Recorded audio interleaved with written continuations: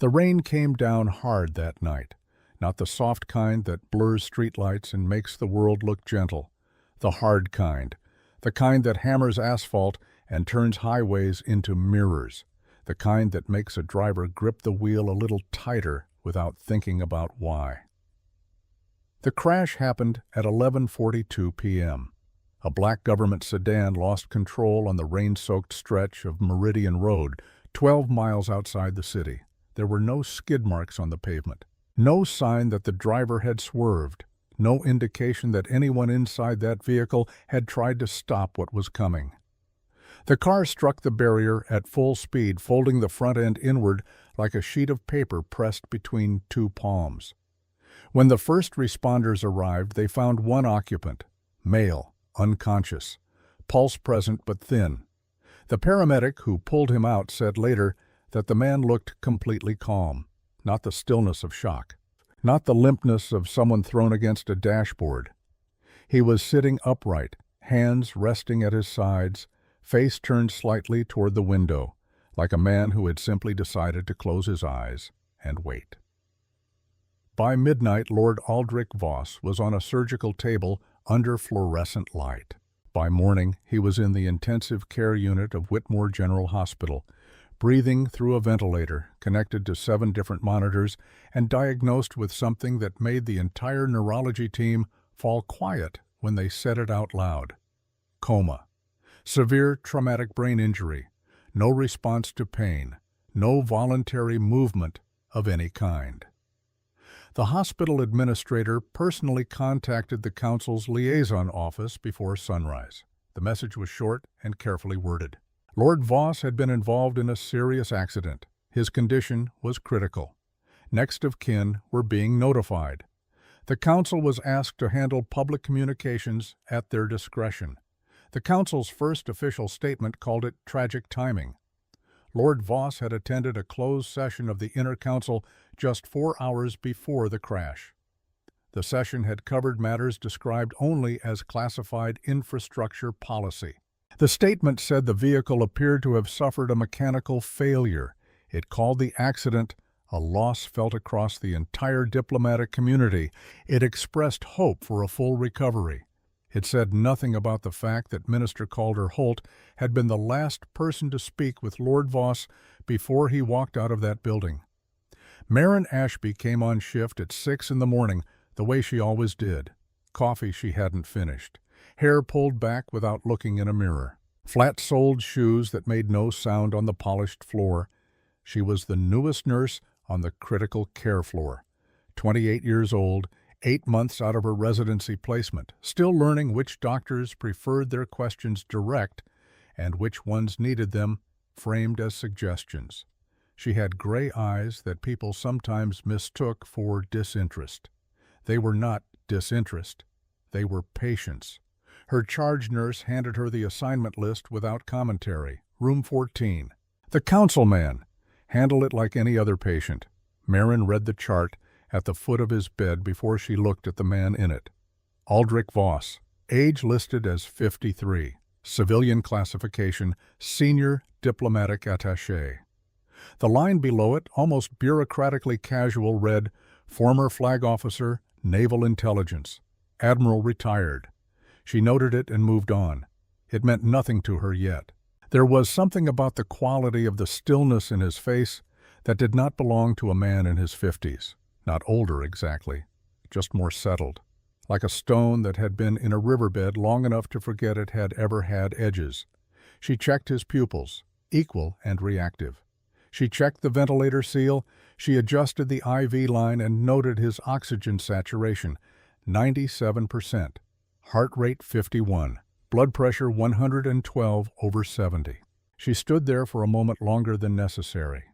A man with severe traumatic brain injury does not have numbers like that.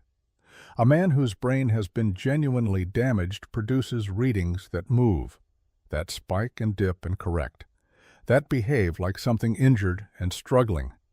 His numbers were not struggling. They were composed. They held their position with a kind of quiet authority that reminded her, without any reason it should have, of a man sitting very still in a dark room, listening carefully to what was happening on the other side of the door. She wrote it down. Vital signs unusually stable for documented severity of injury. She did not make an accusation. She noted a fact. Then she moved to her next patient. At 2:30 that afternoon, the first visitor arrived. He did not come through the main entrance the way family members did. He came through the administrative corridor, showed credentials at the nursing station, and moved through the ICU with the deliberate calm of someone who had never once in his life needed to ask for permission to enter a room. Minister Calder Holt was 63 years old and carried his authority the way some men carry their age, not as weight, but as substance. Gray suit, silver tie, shoes that cost more than Marin's monthly rent. He had a face that had probably once been handsome and was now simply formidable. A face that had learned to show nothing it did not intend to show. He asked for a private moment with the patient. Marin stayed in the room. She used a medication check as her reason. She kept her back angled away from Calder and her eyes on the monitor, the way you watch something without appearing to watch it. Calder approached the bed slowly. He stood at the railing and looked down at the man lying there for a long moment without speaking. Then he leaned forward. He placed one hand on the bed rail, and he spoke very quietly in a voice designed to carry no further than the pillow. Marin could not hear the words, but she could see the monitor. Aldrich's oxygen saturation dropped 2 points, 97 to 95. Then it returned, not gradually, the way a body corrects through automatic process. It returned immediately, precisely, like a switch thrown by something that understood exactly how far it had moved and exactly how far it needed to come back. Marin set down her clipboard. She crossed to the IV stand, positioned herself close enough to the bed that speaking quietly near his ear would look, to anyone watching, like a routine check of the infusion line. She kept her voice below the ambient sound of the room. "Sir," she said, "if you can hear me, please do not react." The ventilator exhaled in its steady rhythm. The monitor held flat. Then the heart rate gave a single movement upward. 1 beat.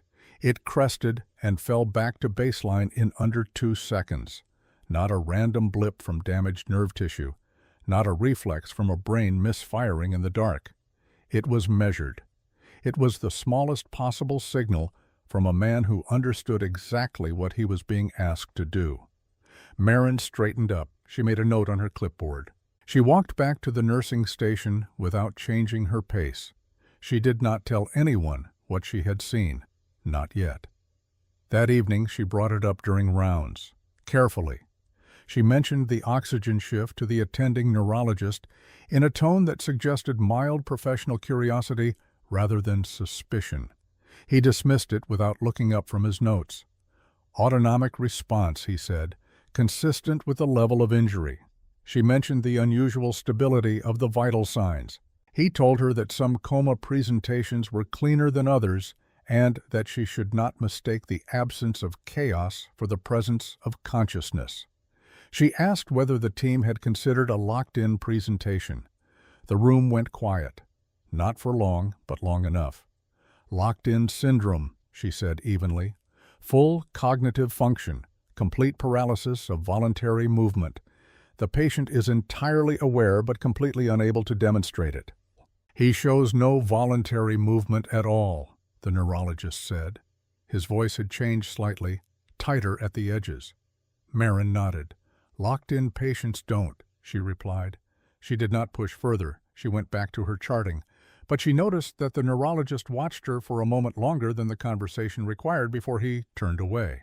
She went back to room 14 after the evening shift change, when the floor had quieted and the hallway held only the sound of monitors and distant footsteps. She stood at the foot of his bed and looked at him for a long time. The ventilator rose and fell. The monitor held its quiet, perfect rhythm. The man in the bed looked exactly like a man who was not there anymore. Eyes closed, hands still, face composed into something that resembled absence. But the hands were wrong. Not obviously.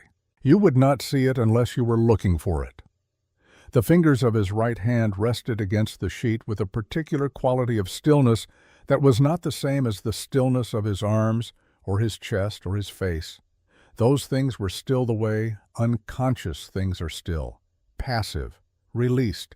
His fingers were still the way a held breath is still, controlled, chosen. She stayed late that night pulling records she had no assigned reason to request. The crash report had been distributed to the hospital as part of standard coordination with federal liaison staff. It was not restricted. Marin read every word. The vehicle's onboard system had registered full brake pedal pressure at 11:41 p.m. and 43 seconds. The pressure was sustained for 6 full seconds. The car did not decelerate. The braking system had received the command and returned a confirmation signal. But the mechanical response never followed. The wheels never locked. The car never slowed. That is not mechanical failure. Mechanical failure is a component that stops working. What she was reading described a component that had been instructed to stop working, a system that accepted input and deliberately withheld output. That is an override. She scrolled further. At 11:41:58, 2 seconds before impact, the steering angle sensor recorded a small lateral correction, slight, not enough to be called evasive, not enough to change the outcome, but it was there. He had been awake. He had known the brakes were gone. He had felt the car accelerating toward the barrier, and he had made one small, precise adjustment to the wheel, not to save himself, but for a reason she did not yet understand. And then he had let it happen. Marin sat back in her chair. The records room was empty around her. A man who had spent his life navigating environments far more dangerous than a rain-slicked road does not freeze in a crisis. The body acts before the mind has time to deliberate. The hands move. The foot drives down. Something in the oldest part of the nervous system takes over and fights. This man had not frozen. He had chosen. She turned off the screen. She stood in the dark for a moment before moving. She had come into this hospital 8 months ago as the newest nurse on the floor. She had been given the unremarkable cases, the routine charts, the patients no one else needed to spend extra time on. She had been given this one by accident. Or she had been given this one because someone, somewhere, had understood that accident was exactly the right word for a situation designed to look like one. She walked back to room 14. She stood at the foot of his bed in the low light. The monitors marked time around her. The man in the bed lay still, breathing in perfect rhythm with a machine that did not know it was covering for him. She leaned close to his ear. "You knew," she said quietly. "You knew the brakes were gone before the car even left the road." For a long moment, nothing moved. Then the monitor waveform shifted. Not the number, not a simple beat upward, but the shape of the signal itself. It broadened slightly, deepened at its base, like a voice changing register when it has something true to say. Then it returned to its composed, perfect baseline. Confirmation. She understood now what she was looking at. The question was whether she understood it in time to matter. The transfer order arrived at 7 in the morning, printed on council letterhead, signed by 3 administrators whose names Marin did not recognize. The language was clean and bureaucratic and final. Lord Aldrich Voss was to be moved to a secure military medical facility better equipped for long-term neurological management. Transport would arrive in 48 hours. All records were to be transferred in full. The civilian hospital's involvement would conclude upon departure. Marin read it once at the nursing station, then she folded it and placed it in her pocket and went to check on her patients. She went to room 14 first. Aldrich lay exactly as she had left him, ventilator rising and falling, monitor holding its quiet, composed rhythm, hands resting against the sheet with that particular quality of controlled stillness she had stopped mistaking for unconsciousness. She adjusted his IV line. She checked his pupils. She stood close enough to speak without being heard from the doorway. "They're moving you in 48 hours," she said. The waveform on the monitor shifted for exactly 2 seconds, not climbing, not spiking, but thickening at its center, the way a signal thickens when something behind it has just made a decision. Then it returned to baseline, smooth and immediate. She understood the signal now, not panic, not protest, acknowledgement. The way a man who has already accounted for this particular development receives confirmation that his accounting was correct. She straightened up and went back to work. Calder Holt arrived at 10:30 that morning. Same gray suit, same measured walk through the ICU corridor, same credentials presented to the nursing station with the ease of a man who had never once been turned away from a room he wanted to enter. He asked for a private moment. He was given one. Marin remained inside. Medication adjustment. Routine. She positioned herself at the IV stand with her back at a slight angle to the bed, the monitor visible in her peripheral vision. Calder approached the bedside slowly. He stood there for a moment looking down at Aldrich, the way people look at things they believe are already finished. Then he leaned forward and spoke. Marin caught 3 words through a gap in the ventilator's rhythm. Bugged your hand. She could not be certain. The room swallowed most of it.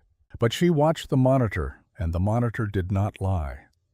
Aldrich's heart rate climbed 8 beats, not wildly, not with the irregular surge of a nervous system startled by external stimulus. 8 beats, measured and deliberate, each one rising with the precision of someone receiving information they already suspected and were now having confirmed. It held there for 4 full seconds. Then it came back down. Not the way autonomic systems self-correct. It came back down the way a fist unclenches, controlled, chosen, complete. That was not a reflex. That was a man absorbing the content of a sentence and deciding exactly how much of his response to allow to surface. Marin waited until Calder straightened and moved toward the door. She crossed to the bedside and kept her voice low. "He told you something," she said. The monitor held flat. "Something you already knew." A small response. Not a beat count this time, but a single elongation of the waveform's crest, like a breath held 1 second longer than necessary. She leaned slightly closer. "You're not hiding from them," she said. "You're a trap." This time the heart rate climbed 6 beats and stayed there for 3 full seconds before descending with the smooth finality of a confirmation signed and sealed. Marin stood upright. She noted the time in her chart. She wrote nothing that could be read as accusation, but her handwriting was steadier than usual, the way it became when she was working through something that required every part of her attention. He had planned this, not as a response to the crash, not as a decision made in the final seconds on Meridian Road. Before. He had seen the shape of what was coming from far enough away to design his own response, and the response he had chosen was not escape. It was patience. The kind that only belongs to someone who has already decided they are willing to pay whatever the waiting costs. She found the compound at 2:30 in the afternoon. She had been working through his biochemistry panels methodically, cross-referencing values that did not align with the documented injury profile. The attending neurologist had attributed the anomalies to individual variation. Marin attributed them to something being in his system that was not supposed to be there. She was right. It was listed in the 3rd panel, buried between standard inflammation markers and routine electrolyte readings. A compound she did not recognize by name. She looked it up in the hospital's pharmacological database. Then she looked it up in a research archive accessed through the medical library portal. It was real. It was documented. And it had no legitimate clinical application in a trauma patient. The compound suppressed a specific category of cellular regeneration. Not broadly, precisely. It targeted the biological processes that allowed rapid tissue repair and accelerated neurological recovery. In a patient whose physiology operated at a fundamentally different level than normal, in a patient whose body was capable of repair that no standard medical chart had a category for, it would do something else entirely. It would hold him down. He could maintain consciousness. He could control his responses. He could lie in that bed and listen and wait and give nothing away. But he could not fully surface. He could not bring his body back to operational capacity without intervention from outside. The compound had been introduced through his IV line 4 hours after his admission, not in surgery, not in the initial emergency response. 4 hours later, when he was already in the ICU, already diagnosed, already surrounded by the council's administrative machinery. Someone on this floor had put it there. Marin closed the database and sat very still for a moment. The implication had 2 edges, and both of them were sharp. The first edge, Calder had arranged for Aldrich to be chemically prevented from waking up. Even if Aldrich wanted to surface, the compound was a lock on a door he could not open from the inside. The second edge, Aldrich had known they would do this. He had built his plan around the certainty that they would move against him medically. He had calculated the window of time he had before the compound's effects became irreversible, or before the transfer closed the door entirely. He had built in a margin. Marin was standing inside that margin right now. She was the variable he had not been able to control, which meant she was also the only variable that could still change the outcome. She went back to her charting and said nothing to anyone. The conversation she was never meant to hear happened at 20 minutes past 4. She was passing the consultation room when the door, left 2 inches open, let out the shape of Calder's voice. Not words at first, just cadence, the compressed urgency of a man who needed to say something quickly and did not want it overheard. She did not stop. She passed the doorway at the speed of someone going somewhere else. She heard enough. If he wakes up, this falls apart. The neurologist has already signed off. The transfer handles the rest. She kept walking. She turned the corner. She stood in the alcove outside the supply room and breathed carefully for 10 seconds. Dr. Harmon had signed off. On what exactly she needed to know. She found him at the end of afternoon rounds and let the conversation drift toward Aldrich's case the way water drifts toward low ground. Naturally, without any apparent direction. She mentioned a puzzling scan.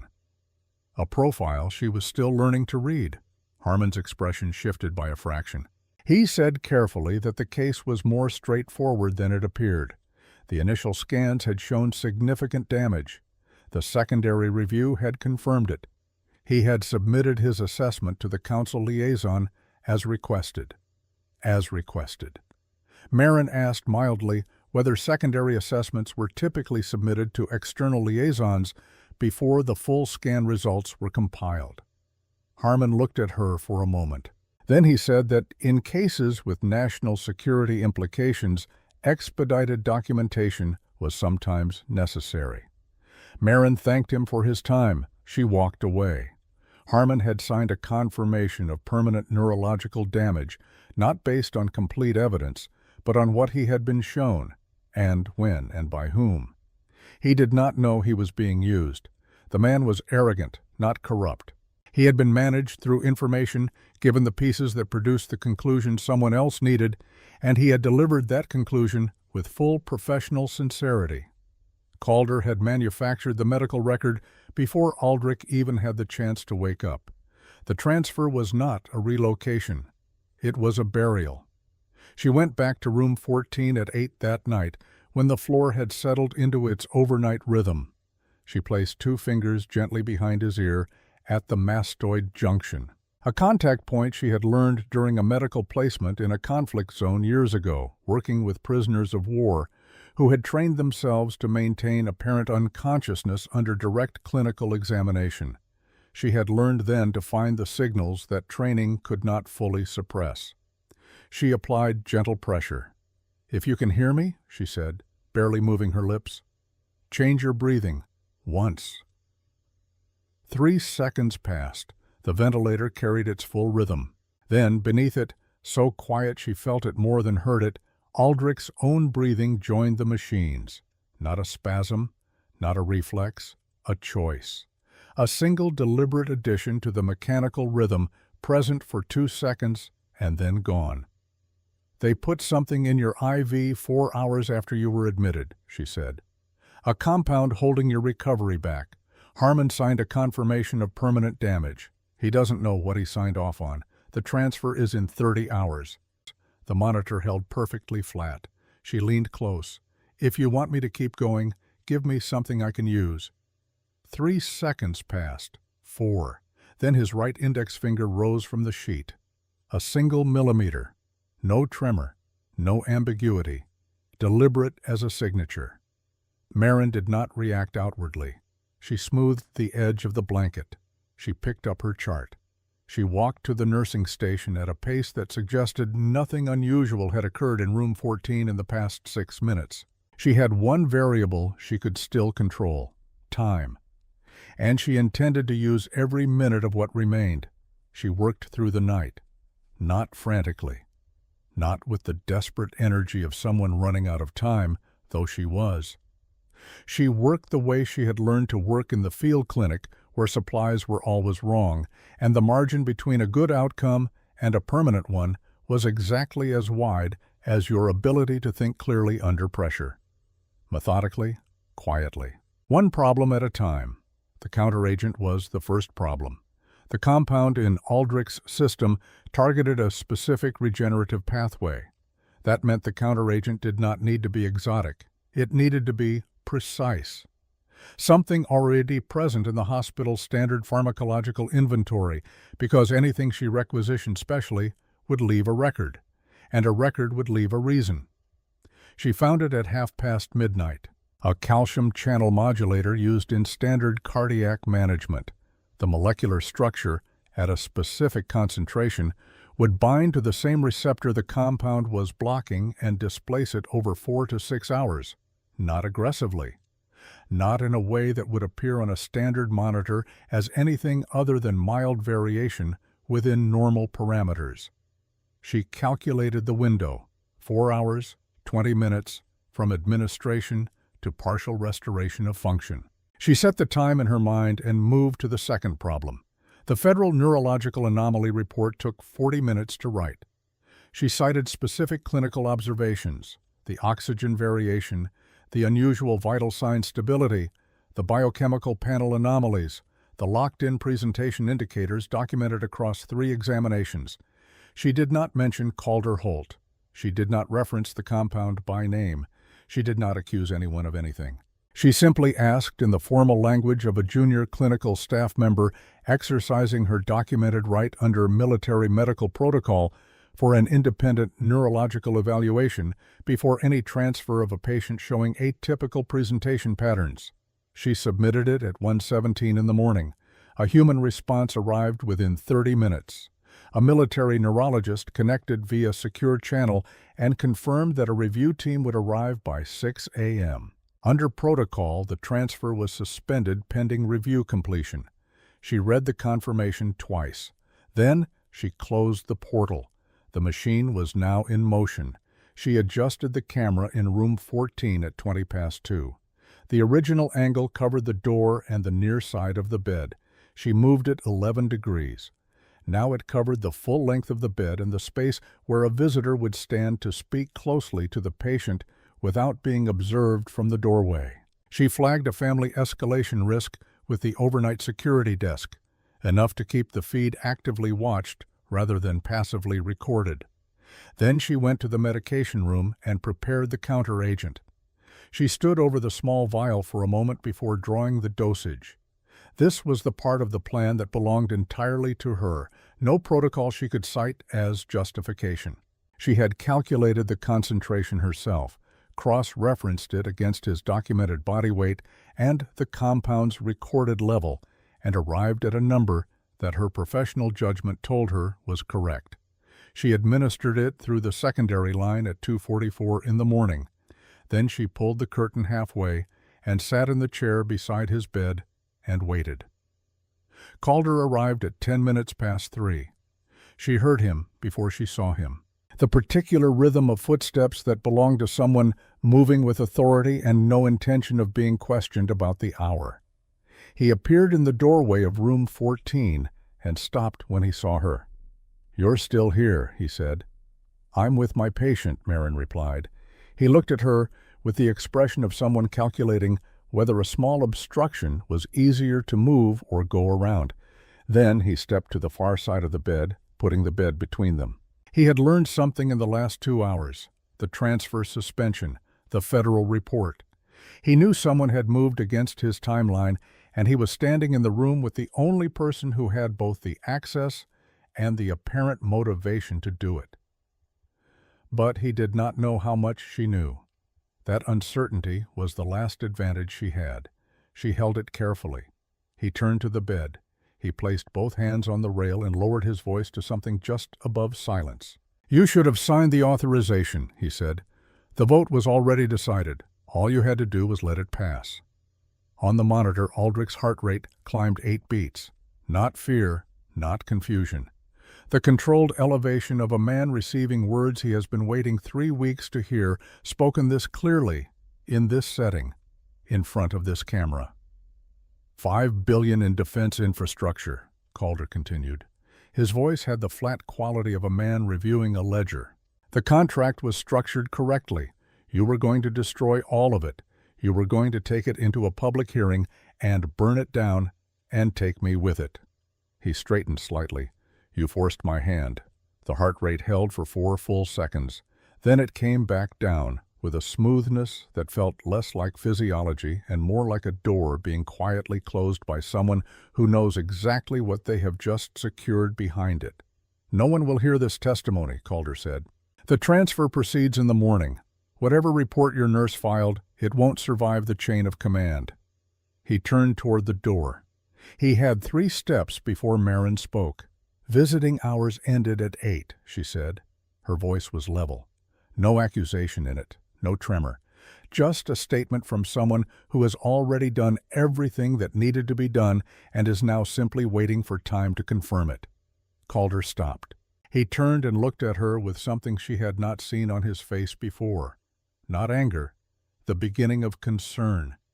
He left without responding. The federal team arrived at 5:47. The lead neurologist connected via secure video at 5:52 and reviewed Marin's clinical notes. He asked 3 specific questions about the locked-in indicators. He confirmed they would proceed with an advanced stimulation evaluation immediately. The ICU lights came up. The room shifted from overnight quiet to focused clinical activity. Calder arrived 4 minutes later. He had been notified through the chain of command, as protocol required, and he arrived with the compressed urgency of a man who understood that events were no longer moving at the speed he had arranged. "This is completely unnecessary," he said. The lead neurologist on the screen disagreed. "We are proceeding." Marin moved to the bedside.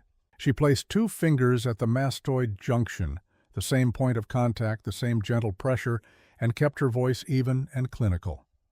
"Admiral," she said, using the title from his military record, because in this moment the man in this bed was more than the name on his civilian file. "If you can hear me, give me a controlled response on my count." The room went completely still. The ventilator hissed. Once, twice. 1. The monitor held flat. 2. Aldrich's heart rate climbed 4 beats. 3. His right index finger rose from the sheet, slowly, without tremor, without the randomness of reflex. It rose with the measured deliberateness of a man who had been waiting for precisely this moment and was now choosing, with full conscious intent, to step out of the dark.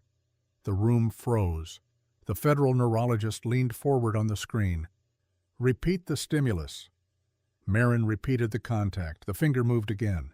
This time, after it moved, Aldrich's eyelids opened, not quickly, not with the startled movement of someone surfacing unexpectedly from unconsciousness. Slowly, deliberately, the way a man opens his eyes when he has decided it is time. He looked at the ceiling light for 2 seconds.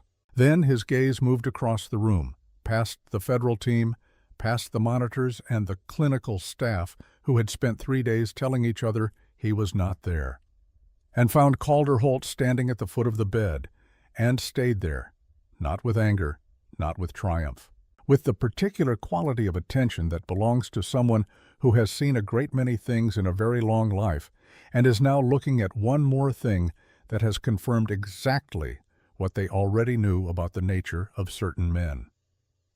The color left Calder's face all at once. He understood, not gradually, completely. The man in the bed had been listening for 3 days. Every word spoken in this room was now evidence. The transfer order, the medical confirmation, the machinery he had built around this situation, all of it had just become proof of what he had done rather than cover for it. He had not confessed to an unconscious man. He had confessed to a witness. Aldrich could not speak immediately. His body was still reclaiming itself, still finding its way back through the pathway Marin had opened. But when the neurologist asked whether he could hear, his response was immediate and unambiguous. His eyes tracked with clarity. His answers were precise. 20 minutes later, he spoke. The voice was rough and slow and unmistakable. When the military investigator entered the room and asked him quietly whether he knew who had ordered the brake override, Aldrich did not hesitate. Calder Holt arranged the mechanism, he said. Victor Crane authorized it. The investigator's pen stopped moving. Crane has been moving to consolidate control of the Council's infrastructure contracts for 11 years, Aldrich continued. Calder was his instrument. The $5 billion was the first transaction. There were 4 more behind it, each one larger, each one requiring my silence to proceed. He paused. His breathing was still measured, still carrying the discipline of a man who had spent 3 days monitoring every function of his own body. I identified the full pattern 3 weeks before the crash, he said. I knew they would move against me before I could bring it to a public hearing. I understood what they would do. The compound, the medical record, the transfer to a facility beyond civilian oversight. I needed all of it to happen. I needed Calder to feel safe enough to speak freely. A dead man ends an investigation. A man in a coma freezes everything and forces everyone involved to keep talking while they wait for a resolution that will never come. He paused again. His eyes moved briefly across the room to where Marin stood at the far wall, her chart in her hands, her expression giving nothing away. I had accounted for every element, he said. The timeline, the medical staff rotation, the federal oversight protocols that could be triggered by the right report filed at the right moment. His voice was quieter now, but it carried. I had one variable I could not control or predict. He did not say her name. He did not look at her again. He did not need to. She was not part of the plan, he said. She was better than the plan. She found the compound I could not tell her about. She located the counteragent I could not ask her for. She filed the report at precisely the right hour, for precisely the right reason, entirely on her own judgment. He was quiet for a moment. I spent 3 days in that bed hoping someone would see what I needed them to see. I did not expect someone to also do what I could not have asked them to do. Security had already entered the room before he finished speaking. The audio from the overnight feed had been forwarded to the military investigators the moment the evaluation began. Calder spoke quickly, the words coming with the desperate fluency of a man who has spent a lifetime managing situations and cannot accept that this one is finished. He said the audio was incomplete. He said it had been misinterpreted. He said his presence in the room was authorized and his concern for Lord Voss entirely genuine. Aldrich's eyes found him one last time. There was no rage in that gaze, no heat of any kind, only the weight of absolute clarity from a man who had paid an extraordinary price to arrive at this moment and intended to waste none of it. Calder stopped talking. The transfer was canceled before sunrise. By mid-morning, an internal affairs team from the Council's Oversight Division was on site. The crash records were formally reopened as a federal investigation. By the following afternoon, forensic engineers confirmed what Marin had read in the black box data 4 days earlier. The braking system had received a remote override command transmitted through the vehicle's onboard network, originating from a device registered to a private security contractor with documented ties to Victor Crane. Calder-Holt was suspended pending charges. When the charges came, they included attempted murder, conspiracy, and defense contract fraud on a scale that required an entirely separate team of investigators to map. Victor Crane was identified and detained 6 weeks later. The evidence had been assembled and waiting for 3 weeks before the crash. It had simply needed Aldrich to be alive and free and standing at a podium to present it. 6 months later, Aldrich walked into the council's public hearing chamber under his own power. Slowly, one hand resting briefly on the doorframe as he entered, not for balance but for something that looked like acknowledgement. A man taking a moment with a threshold before crossing it. He stood at the testimony podium without sitting. He spoke for 40 minutes. His voice was measured and exact, and carried the authority of someone who does not need to raise it to be heard. When it was finished, when the chamber had emptied and the formal record had closed, he asked to be taken back to Whitmore General. Marin was finishing her notes at the nursing station when he appeared in the doorway of the ICU uniform pressed, posture straight. He looked, she thought, less like a man who had recovered from something and more like a man who had returned from somewhere he had chosen to go. She stood. He crossed the room and stopped at a distance that felt deliberate, not formal, just considered, the way this man did everything. "I calculated for every variable," he said. No preamble, no ceremony. The crash, the compound, the transfer order, the 48-hour window. I had modeled every contingency I could construct over 3 weeks of preparation. He paused. "I did not calculate for you." Marin held his gaze. "You trained your whole life to control every response your body produces," she said. "You forgot you were connected to hospital monitors." Something moved in his expression. Not quite a smile. The suggestion of one, from a man who had not had much use for them in a very long time. "Where did you learn to see something like that?" he asked. She considered the question for a moment. "Some patients don't want to be conscious," she said. "Others don't want you to know they are." She did not elaborate. She did not need to. He understood. She could see it. The way one person sometimes understands another, not because the explanation has been given, but because the experience underneath it is recognizable across any distance. He straightened. He raised his right hand in a salute that was not ceremonial, not performed for any room or any record or any audience that might have been watching. Small, precise, personal. The kind of gesture that costs something from the person making it. Marin did not salute back. She nodded once. Because she had never needed recognition, she had never needed the story to end with her name in it, or her role acknowledged in any official record.